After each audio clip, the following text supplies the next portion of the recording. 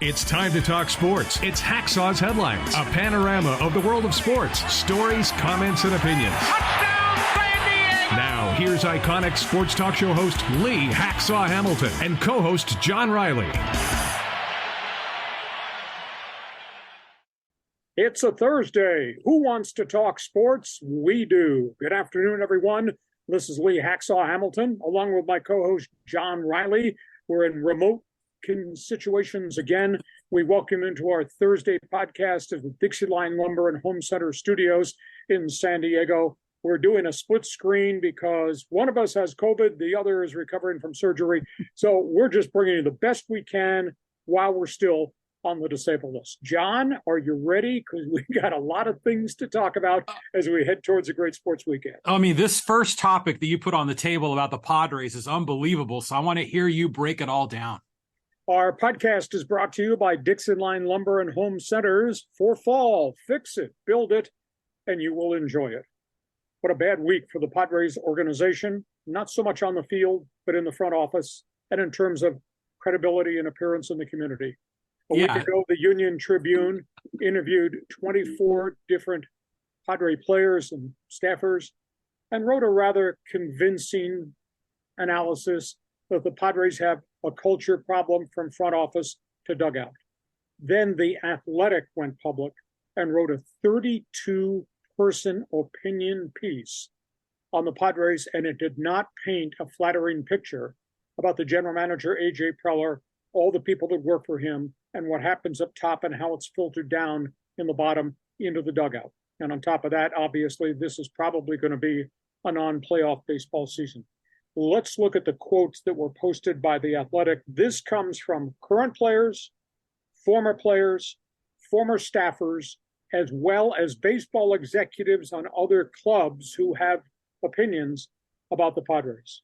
Across the board, institutional failure. I'm sure that's got to do with communication and with culture.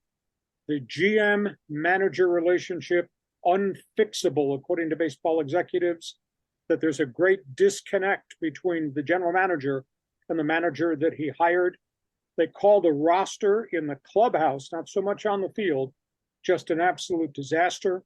They blame Preller for having his fingerprints, John, on virtually everything. And the insinuation is you can't have a general manager in the dugout running the business that Bob Melvin is supposed to be running. Says there's a very uncomfortable feel in the clubhouse, that Preller's got spies in different locations of the clubhouse, which is not good because that means it's not Melvin's clubhouse, it's not the players' clubhouse. You know, you look at the other situation, 3 managers in a row have now had their relationship with Preller deteriorate at the end right before they got fired. Is Bob Melvin on that same track? So the clubhouse is just a fractured mess. That's got to do with personalities. It's probably got to do with pay. One player said this is the most toxic situation I've ever been in. You got big salaries, you got big egos. The Fab Four is all about their individual stats. It's not a team goal concept, and just toxic pessimism. Now, I've been in that clubhouse a lot over the long group of years. This clubhouse has got a strange feel to it. Not as ugly as the clubhouse when Matt Kemp was here and Justin Upton was here and James Shields was here, but this thing just doesn't feel right. And of course, the UT was of the opinion that Manny Machado has such a huge presence in the clubhouse that nobody's willing to stand up and confront him on anything. You know, the one condemning thing that I got out of the UT article, and this kind of carries over to what the Athletic just wrote, John, had 18 meetings during the season while the things were unraveling, and nothing positive came out of the team meetings. A lot of rhetoric, and nothing changed whatsoever. So this is really a bad look, a bad optic, and Peter Seidler's got his hands full. We say prayers for Peter Seidler in his battle coming back from another surgery. He's not at Petco Park yet, not coming to any more games. Who knows when he'll be able to actually go back into the office. But at the end of the day, they got a culture problem, they got a leadership problem, and obviously it's spilled into the clubhouse. And now people everywhere in baseball are talking about it. So, John, I don't think it's a good scene. I don't know how you fix it because you got a GM that's under contract into 2027. I don't know how you fix it when every big money contract he gave runs anywhere from 8 to 10 to 11 to 14 years. And I don't know how you fix it and get beneath the luxury tax, because they've got to add players, which means they got to spend more money to be able to complete the roster. Don't like anything I hear, read, or feel about the Padre clubhouse right now. John, you're out in left field today. Give us a response. This is incredible. Excuse me. First of all, this makes a lot more sense to me than the article in the UT that was sort of kind of blaming Manny for, most of the problems. But I have always been a guy that has backed Preller because I look at all the deals he's making, and not every deal he's made has been perfect. But overall, I thought he is net positive in the trades he's made, the free agent signings he's made. Players just not performing. But when I read this list that you put on the board here from the Athletic article, this is too much meddling, So you ask the question, can he fix it? The contracts are locked in. So maybe the thing that can be fixed is either getting rid of Preller or adjusting the way that he manages from, his front office. If he could just back off the meddling and let Melvin do his job, maybe we've got a shot. You like dogs, Dalmatians? Do the spots on a Dalmatian change? No, I don't think the spots on Preller are going to change. He is the way he is. That's his philosophy of how he runs. I don't think they're going to fire Melvin. I've been told from somebody that I trust that Melvin just might walk away from it, that he doesn't need this aggravation. If he can't be the manager that he needs to be with the style he needs to be, he might walk away. And that creates another problem because, John, as much as I might like Preller or you honor Preller's acquisitions, John, can you trust Preller to hire a manager, considering he's hired 3 and 3 may vacate, on top of the fact didn't want to interview Dave Roberts, on top of the fact fired Bud Black? It's not, I don't think it's a good situation. They're in chaos as they go to the final week of the season. That's not the only story in baseball. We'll go from Padreville. Let's go to Chavez Ravine, because this is really interesting. This is about Clayton Kershaw. Okay. Clayton Kershaw this week was asked about clubhouse culture. In essence, how in the world are the Dodgers in first place, having gotten rid of 11 veteran players, gotten beneath the luxury tax, rented these free agents, and had all these injuries to their starting rotation? How are they in first place? And Kershaw popped off, and he just talked about the culture of Dodger clubhouse, and the culture being team, the culture being preparation, the culture being no ego from any of our superstars, humility, and a manager that leads and players who respond. So, in essence, Kershaw was talking the Dodger way, but indirectly, I wonder if he was looking south on I-5 and saying, look at that Padre clubhouse culture and chemistry compared to us. And by the way, since they mocked me on the video board at Petco Park, we're in first place and we're going to the postseason. We might even win 100 games. So I thought it was interesting. The Kershaw quotes showed up a day after the Athletic website spilled everything nationwide with all these quotes from other people. Response? Well, it's a natural question. We're always comparing the Dodgers and Padres, and on paper, they should be very competitive. What's the difference? So it makes sense that that question was asked of Kershaw. And then here we are, the Padres. We could have had Dave Roberts, but we didn't even interview him. We just let him go. And now he's had this great record in LA. So, this is just killing us. The Dodgers have had a great culture, track record, history for a long, long time. We brought in, Seidler bought into the team. We thought we were getting some of that O'Malley, secret sauce. We need to figure out a way to implement it here in San Diego. Just amazing where the Dodgers are versus where the Padres would have been. Third team that we're talking about, John. Okay. The Angels. The Angels are back in the news here. I mean, what's going on here with Ohtani? Is he going to have surgery? Ohtani had surgery on Tuesday. It was kind of behind the curtain. Nobody was notified this was going to happen. Wednesday, then they issued the press release. Shohei Ohtani goes to the Kerlan Jobe Clinic.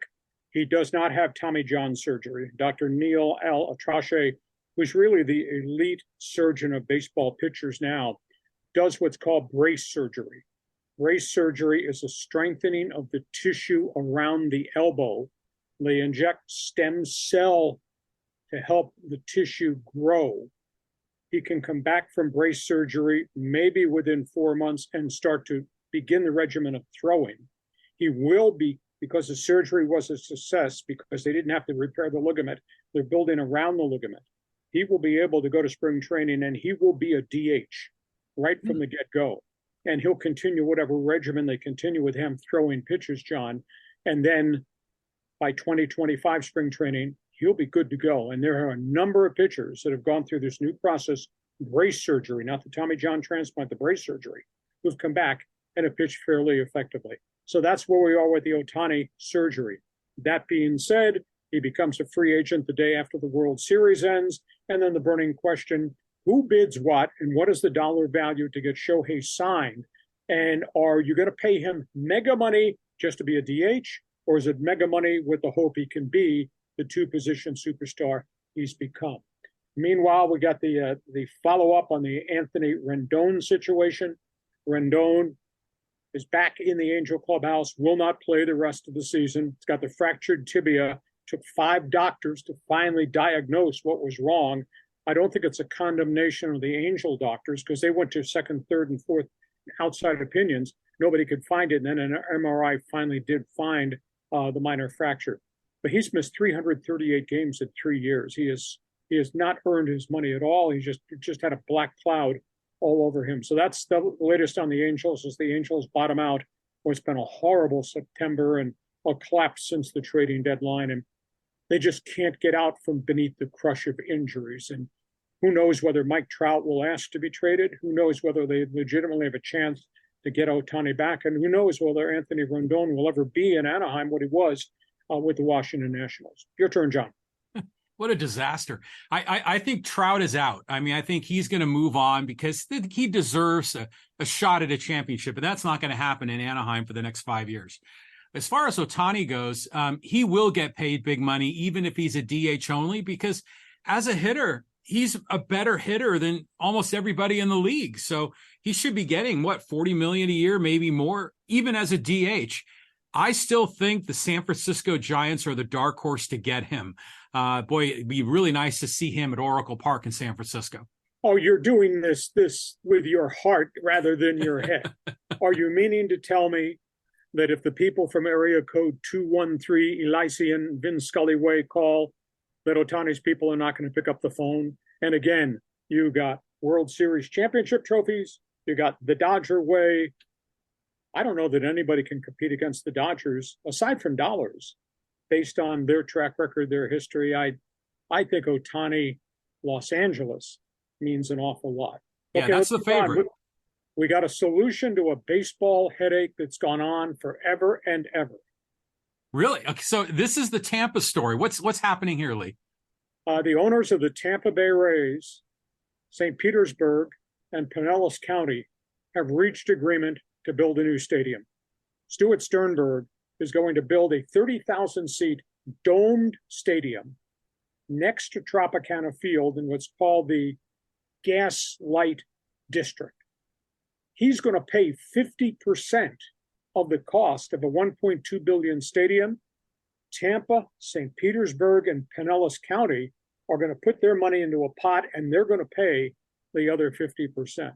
Now, the big question to me, and they've had a really good team over a whole group of years, and they've done it with creative baseball people, limited budgets, lousy crowds, tin can of a stadium, and they're still winning.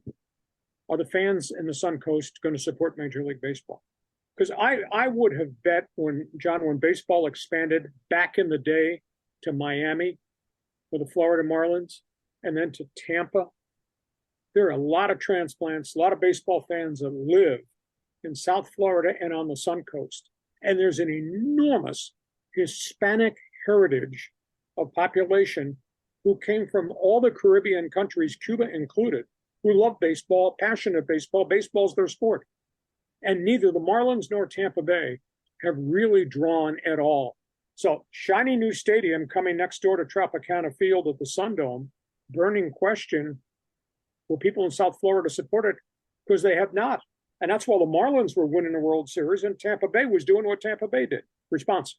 Yeah, that's a fair question. I mean, there's so much success with Tampa, and yet they don't draw. And yeah, it's maybe not a very great stadium, but they would still, you would expect them to draw, considering their track record and all those retirees that are, down there in Florida, all the Mets fans and Yankee fans and Cub fans that live down in Florida. But maybe the community there is just content watching it on TV, because it's mostly retired folks. It is a puzzle to me why they are doubling down in Tampa. I guess they just believe it's going to work, but it hasn't worked so far. Yeah, so, baseball has a solution now on the Sun Coast. I don't know whether there is a finalization of a solution with the Oakland Athletics in Las Vegas. They're still arguing over who's paying what share, etc. Although it's going to be voted on in November by the baseball owners. And still out there, you got Portland, you got Nashville, you got Charlotte, and you got Montreal, who still want Major League Baseball franchises. Rob Manfred has made the comment, John, that once we solve the stadium situations, Oakland, Tampa, we will consider expansion. Maybe the first Monday in December when you and I are having breakfast, the owners will say, we're ready to expand. Charlotte, Portland, Nashville, Montreal, give us your proposal and your idea about a Major League stadium. So a lot of baseball out there to talk about. Hey, we get to halftime. Our podcast as we kick off this great sports weekend, brought to you by Dixieline Lumber and Home Centers for fall. Fix it, build it, and enjoy it. And speaking of fall, you got projects around your home, you're going to do it yourself, or you're going to buy the ingredients and let somebody else help you with your projects, you need Dixieline. Dixieline Lumber and Home Center Stores. You name it, they've got it. What you should do, and there's 9 Dixieline stores here in San Diego County, what you should do is take a drive over on a Saturday and just walk through the facility at Dixieline and see all the things they have to offer. You name it, they can supply you the supplies to fix it or have you design it and somebody come get it all. Check out the great fall values, Dixieline.com. As we like to say, Dixieline, fix it, build it, you will enjoy it. We move to the second half of our Thursday podcast here as we go towards a great sports weekend. John, we got football stories left, right, and center to talk about. Yeah, I mean, it's been a great first 2 weeks. There's some teams that are surprising us, some teams that have a lot of work to do. I mean, how do you see this going down, Lee? Well, let me go through the NFL notebook, and we'll just streamline quickly. Cleveland Browns, they got issues on a couple of different fronts. They've lost the devastating injury, might be career-threatening, Nick Chubb. Dislocated kneecap, may have at least 2 torn knee ligaments. We're talking massive rehab. This is one of the best power runners in the National Football League. That's a shame because he was the engine that made everything else work in Cleveland offensively. Sadly, this is the same left knee that he had 3 ligament tears while he was at the University of Georgia in 2015. They went back into the marketplace quickly. I don't know why this guy was still available, but they brought him back. Kareem Hunt, who is Nick Chubb's backup, who played a lot in third down situations, ex-Brown, ex-Chief. Kareem Hunt has just signed. He'll be ready to play this weekend. The key thing, he walks in the front door. He knows the playbook. The other big issue, nobody's talking about it yet. I watched closely both these Browns games. Deshaun Watson does not look like the Deshaun Watson who was the starting quarterback and putting up really good numbers in Houston until he got himself in trouble off the field. He just doesn't look right.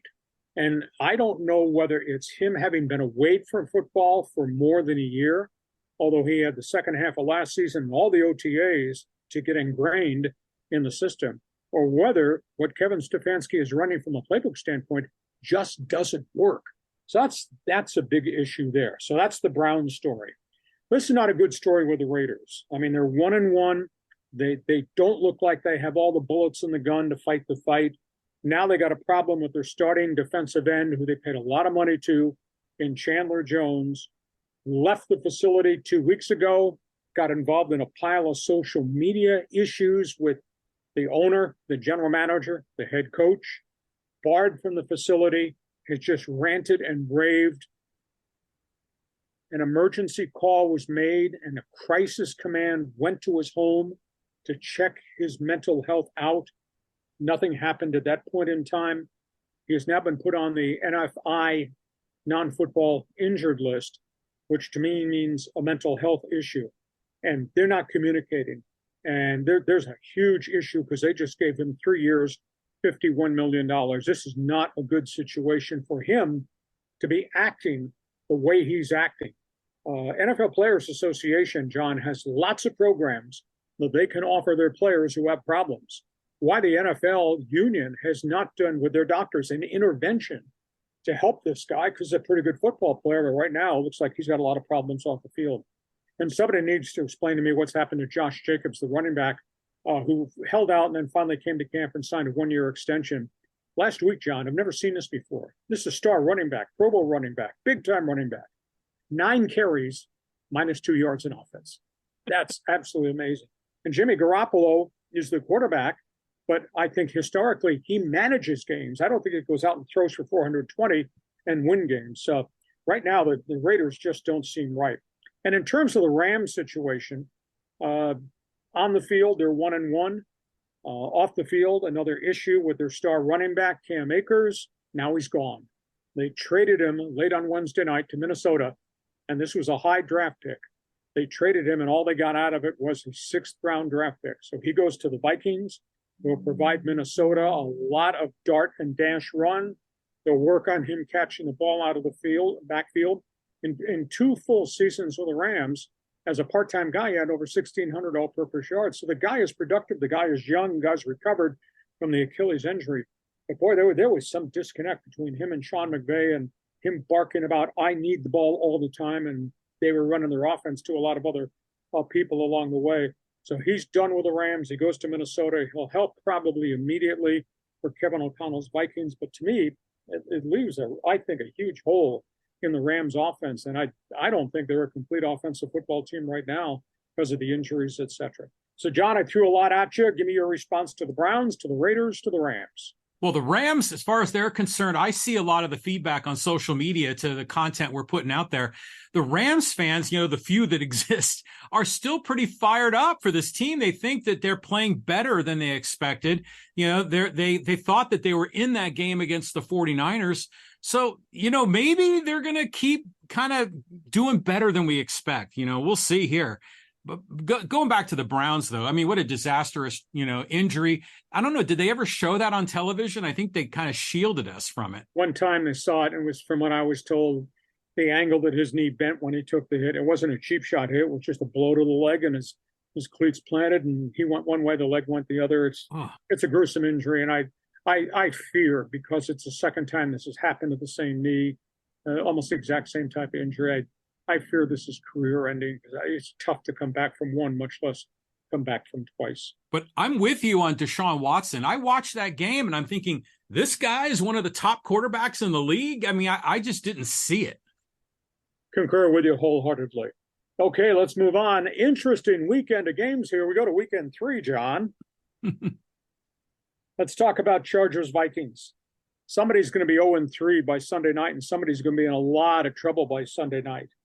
You got the Charger defense, which is leaky to say the best, pass defense, which is deplorable, and you got Kirk Cousins, who throws for 4,000 yards every season. This Bolts pass defense, I went back and did a check. This pass defense, John, in 2 games, has given up 28 pass plays of plus 10. That's the equivalent of 28 first downs through the air. It's given up 13 pass plays of plus 20. You talk about chunk yards. The DBs in the backfield for the Chargers have given up passes of 40, 47, 49, 75, and 76 yards in 2 weeks. And here comes Kirk Cousins throwing to Justin Jefferson, who had 15 catches last week. Oh, my goodness. And by the way, Minnesota's got 3 tight ends that all catch the ball, and Charger linebacking and pass defense is substandard. Bolts better not get on the plane 0-3, because I don't think a lot of people here on the West Coast are going to be very forgiving, and it's a mystery to me why they're 0-3. The only thing that saves them, they got to open up the playbook, and Justin Herbert has to attack downfield. If it's got to be 42-38, that's okay as long as Herbert's team wins, because I know Cousins is going to throw for a bucket full of yards against the Bolts defense. Your response? Is Eckler back this week? No, not practicing. Ankle is still the ankle. Eric Kendricks not practicing. Very limited practices for Joey Bosa. I mean, they're nicked up with what quality defensive players they have, and I don't think they have enough defensive players. Wow. Well, Cam Akers, maybe he might get some playing time this week with the Vikings. Maybe, but it's awful tough to show up on a Wednesday or Thursday, digest the playbook, and be able to go take a lot of snaps. Only time will tell. But this is Kirk Cousins' offense, and pal, Kirk Cousins goes down the field. Right on. Second game, Denver, Miami. Got a Bronco team that is in real disarray. All of a sudden, because all these turnovers, people are again questioning, can Russell Wilson play? And where's Sean Payton's influence? Well, I'll spin back, and I don't use excuses as an injury. I use injuries as an explanation. They got so many hurt people in Denver right now. That's why they're struggling. But Tua is just tearing up the secondaries. Tagovailoa has just got this offense hitting on all cylinders right now for the Dolphins. 2 weeks in for Denver, just way too many injuries. I don't think this is going to be a good Sunday for the Broncos. I think they're going to come home and they're going to be 0-3. Yeah, it's Tua. This is the year of Tua, I think. Raiders, Pittsburgh. This will be a back alley street fight. Steelers got up off the deck after playing so poorly in week 1 at home and getting killed. Got up off the deck after they were losing in week 2 and came back and posted a pretty impressive win. Pittsburgh's defense last weekend had 6 sacks, 2 touchdowns off their defense. And they just played down in the gutter, dirty defense. I mean, they beat on you. They're just relentless. They got a bunch of guys that just fly to the ball and just there's no give up whatsoever. And the Raiders, I don't know where the offense is going to come from. If their offensive line, which has been rebuilt again, can't run block for Josh Jacobs, that puts it all on Jimmy G. But Jimmy G does not have a history, even though he's got a good one-loss record of throwing for 355 yards every week, putting the ball in the end zone. And where's the offense going to come from? Because now you're nursing Devontae Adams through a concussion. I know the Raiders could be in trouble. This road game probably comes at the right time for the Steelers because they don't want to be 1-2 at this point. But boy, it'll be worth watching this brawl in the gutter because that's the way the Steelers are trying to play football right now because their offense is so limited. Steelers Raiders, man, this goes back to the glory days of the Oakland Raiders in the Coliseum. But yeah, the Raiders, I don't know, they're just like a lost hope. But this Kenny Pickett kid kind of surprises me a bit. Pickett to Pickens, for the touchdown. I mean, do you think he has a future in the NFL? He does. Need to protect him. He was scrambling a lot, took a lot of hits last week. And Pittsburgh is not a complete offensive team yet. They're still not running the ball the way they had in the past. So this will be a challenge. Cincinnati Rams. You got Joe Burrow, calf issue again. It flared last week. I don't know if they can put it out on the field. Can the offensive line protect whoever's going to quarterback? That's an issue. Cincinnati's defense is springing leaks. Matthew Stafford is throwing the football to everybody, including, how about Puka Nacua? 25 catches in his first 2 games with the Rams. Wow. Cincinnati could be on the brink of going 0-3. Yeah, Joe Burrow's going to bounce back. You know that this team is too talented to go 0-3. Bounce back if he's on the field, but if this calf is flared again, can you afford to put him on the field? Other big game. They're both 2-0, but they're probably not equal. I'm talking Philadelphia and Tampa Bay.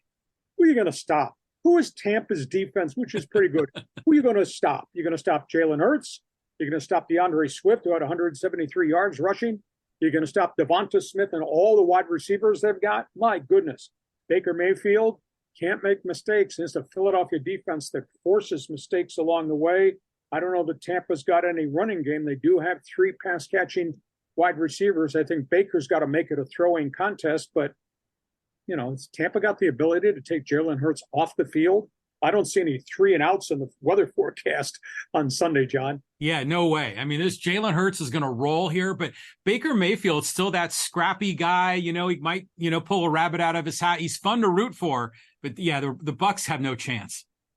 Our Thursday podcast brought to you by Dixieline Lumber and Home Center stores. For fall, fix it, build it, and enjoy it. John, college football, big game Saturday. I know you don't like having COVID. You're going to stay home and you're going to watch every game from 9 a.m. on Saturday. Oregon, Colorado.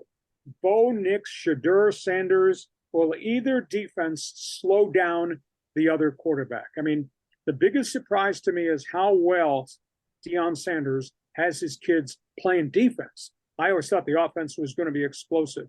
So the biggest question, can the Ducks defense slow down Shedeur? Will the Buffs defense slow down Bo Nix? Ohio State, Notre Dame. Now, Kyle McCord, the young starting quarterback. I don't know where the running game has gone. Ohio State's not playing Powerball the way they normally play Powerball. I mean, they do have the great young wide receiver, Marvin Harrison, but they're not throwing for tons and tons of yards offensively. The Irish, that's a pretty physical defense. Good running back, young quarterback. Ferguson's done a good job there in South Bend. So this will be a credibility check, I think, for Ohio State. Florida State, Clemson, Jordan Travis, big play quarterback. Seminoles playing really well. Tigers, to me, just don't have a quarterback like they've had in the past. I think Clemson's slipping from the upper echelon of the ACC. UCLA, Utah, Dante Moore, starting quarterback. Wow. Now you're going to play somebody real. Utes, rugged defense. Utes, physical force. Utes, hostile environment at Rice-Eccles Stadium in Salt Lake City. This is going to be the coming out party for Dante Moore. Oregon State, Washington State, 2 best friends, the only ones left in that conference. You got the Beavers' physical force defense against Washington State's Cam Ward, a quarterback most people don't know. He makes things happen going down the field. And you got San Diego State, Boise State. Aztecs just beating up, playing all these Power 5 people. I think they're going to rebound. I think this is going to be a really good game. The winner kind of moves into first place in the Mountain West Conference. As brutal as the last 2 beatdowns have been, and San Diego State's given up 1,025 yards last 2 weeks, I think the Aztecs are now ready to play because they're playing people at their level. And I think what Ryan Lindley's doing with the offense and what they're doing creatively and aggressively with the defense of Kurt Maddox, I think they're going to hold their own the rest of the way against guys in the Mountain West. John, I put a lot up on your bulletin board. Pick a game or 2 and make a comment. Well, we got to talk about Coach Prime. And I mean, I just am so thrilled for that team. And, people have been counting them out. Oh, you'll never beat TCU. Oh, Nebraska is going to get you. If they roll into Oregon, into Eugene, and beat the Ducks, that's going to shut up a lot of people, and they're going to be 4-0. But I'll tell you what, if you follow Coach Prime on social media, what a great follow he is. He had a video up there where he brought in all the women that are on the staff supporting the football program in the film room, showing all the team and talking about respecting women and being a gentleman on and off the field. I mean, he is setting the tone with quality character. I love seeing that. But I want to go back to the UCLA-Utah game. Is Cam Rising back for the Utes? He was not last week. They may go with the backup again. He's practiced, but he's not played. Again, he's coming off late season, post-bowl knee surgery. So I think they have to be very careful with him. Wow. So this is, it'll be a big game. All day Saturday, NFL on Sunday, man. We're going to be locked and loaded, Lee. Aztecs, Boise, quick comment. Yeah, well, I think it's time for the Aztecs to show up, man. I mean, we've been expecting Ryan Lindley's offense to get a bit electric. They were overmatched against Oregon and UCLA, Oregon State, UCLA. Now's the time. So if Hoke can pull this thing together, then there's hope for the season. If they struggle against the Broncos, it could be another rough one. Okay, a reminder, because we've had to do this because we're both on the disabled list split screen. We promise you we will get back to Fans Forum once we get back into our Dixieline Lumber and Home Center studios in San Diego. Program note, if you like what we're doing, subscribe, share, tell your friends. Go to my website, LeeHacksawHamilton.com. Check that out daily. I write a ton of stuff, a lot of topics on the table. And because we're both on the disabled list, we would appreciate you giving us a thumbs up. you would appreciate giving us a 5-star rating along the way. And our podcast brought to you each week by Dixon Line Lumber and Home Centers. For fall, fix it, build it, enjoy it. John, have yourself a great sports weekend. We'll see you come Bonus Monday. Bonus Monday, hopefully back in the studio. And thanks to you for watching us on Hacksaw's Headlines. Join us again for Hacksaw's Headlines on YouTube, Facebook, and Twitter. And find the audio version on your favorite podcast apps. Touchdown, San Diego! For more content, go to LeeHacksawHamilton.com.